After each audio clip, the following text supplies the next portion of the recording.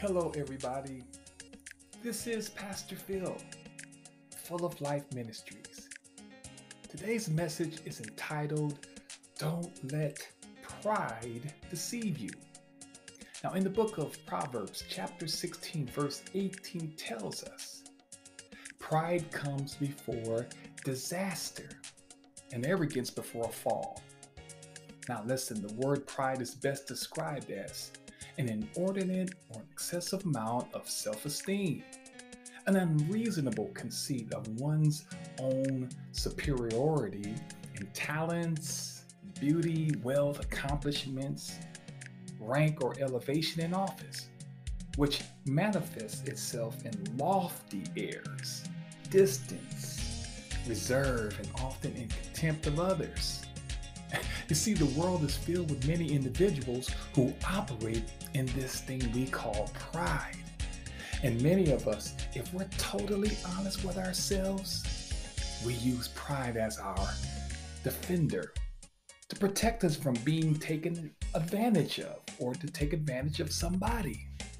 So today or tonight, I want to encourage you to examine how pride can potentially damage relationships, destroy careers, and prevent opportunities for you to excel in life because of operating in pride.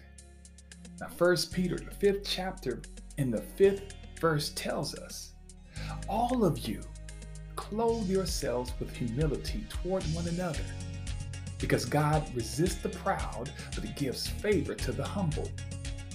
You see, pride and arrogance will only cause great loss of value to your life. The humble man or woman receives blessings from God because humility allows you to receive the wisdom that comes from the Lord. And operating in his wisdom will prevent, and I mean it will prevent any deception that pride may try to, lack of a better word, bait you into. Now there's a scripture in Obadiah, the first chapter and the 3rd verse tells us the pride of your heart has deceived you. You who live in the clefts of the rocks and make your home on the heights. You say to yourself, who can bring me down to the ground? Who does that sound like? You see, back in those days, Edom was an ancient land bordering ancient Israel in what is now called southwestern Jordan, between the Dead Sea and the Gulf of Aqaba. Edom was very wealthy and powerful.